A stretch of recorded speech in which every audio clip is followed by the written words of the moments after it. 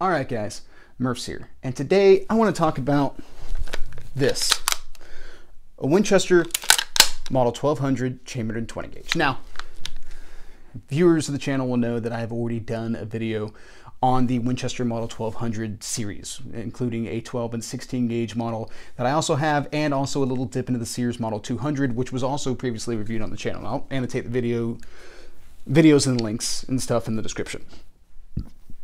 However, I want to take a moment to talk about this shotgun specifically. The other video was just a general history and review of those guns, talking about their features and all that kind of stuff, opinions, all that. This gun has a rich personal history for me, and that's what I kind of want to talk with you guys for a little bit. Just kind of take a walk down memory lane with me. This is not going to be a high information video, so if that's not necessarily something that you're interested in, check those links in the description. Check out other videos on the channel. This may not necessarily be what your interest is, but I wanted to just take a moment and kind of talk about the gun that started it all for me. So this shotgun was purchased by my great uncle in the late 60s, early 70s, and from there was gifted to my father when he eventually got married. Now, the instructions that came with this shotgun when it was given to my father was that this would go to his firstborn son. Now, some years later, I would be born, and growing up, I didn't necessarily spend a lot of time shooting or anything like that. I have always had an interest in guns and military history and all that kind of stuff, but I did not start shooting until I was about 11 years old. But my dad had guns, this gun among them, and anytime I wanted to see the guns, he would sit me down on the couch and he'd go in the closet and bring them out and he'd show me the guns. And I don't necessarily remember if he ever put this into my hands or told me the significance of it at the time, but I know for sure he put a Remington Model 760 30-06 pump action rifle into my hands, and that really stuck with me. That's the gun I remember, not so much this guy. But supposedly, the family tradition, I don't know this because, you know, I just have my snapshot in time. I don't know this is actually how it went down for my dad and my uncle.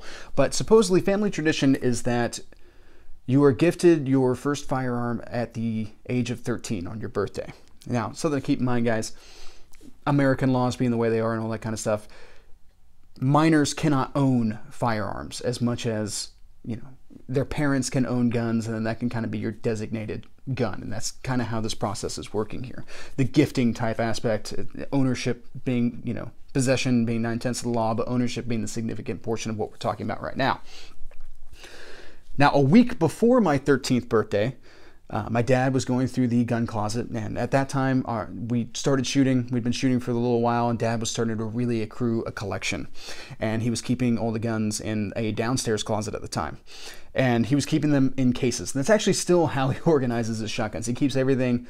His long guns are all kept in either hard cases if they have scopes, or in, you know, soft cases, linen, fabric, leather, whatever type of soft case, and then he has them organized by like which corner it is that they're sitting in. 20 gauge shotguns go over there, 12 gauge shotguns go over there, long guns go over here. But inevitably the collection kept growing. They all grew together, and, you know, then we, the kids, would take guns out and put them back in and not necessarily put them back in the right place. So it's always really difficult for him to find things, right? So it's a really long way for me to say that he would often get mixed up where stuff was in the closet.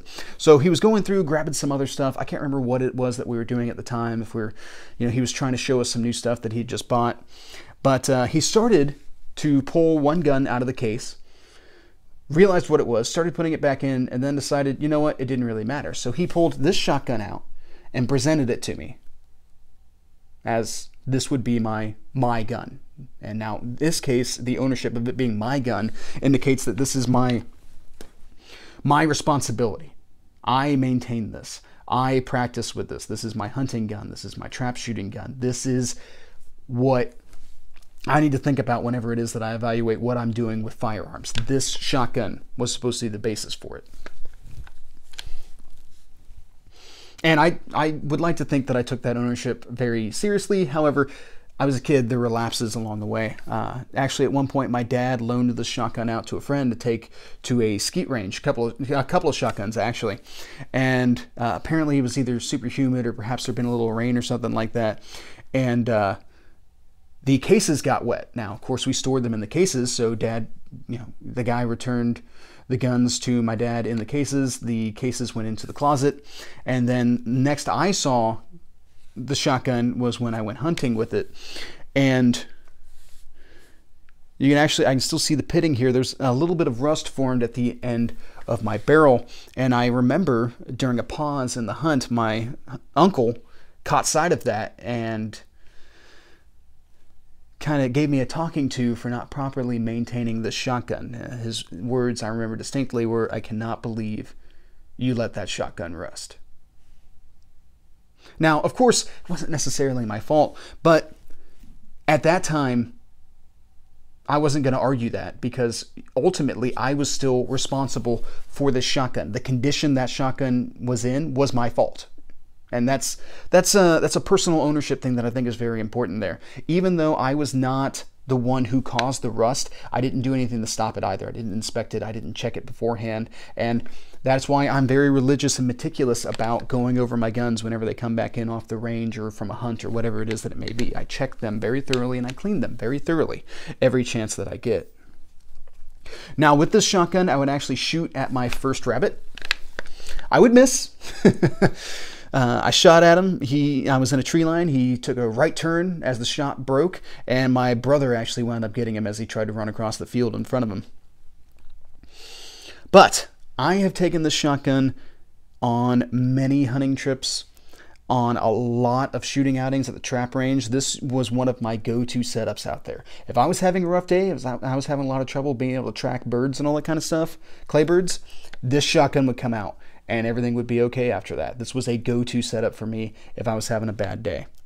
My brother was a real big fan of talking smack on the trap line, especially if he actually got to a position where he was beating me. So this is something that as soon as this gun came out, his shotgun wouldn't even make it to his shoulder. We'd throw doubles and I'd have both birds dusted before he had a chance to even get the safety off. Those are my memories that are associated with this shotgun. Now, over the years, I've gotten some other stuff for it. I have a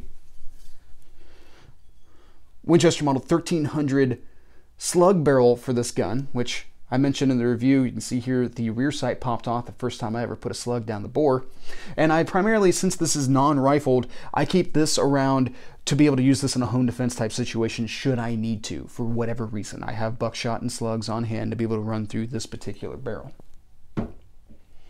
Now, occasionally, out of the 1200s, I do have some malfunction issues. Specifically, it seems to be swelled cases. Not too long ago, when I shot the initial footage for the shotgun review for this system, the 1200, review overall, I had quite a few malfunctions out of a box of Fiocchi, if I remember correctly.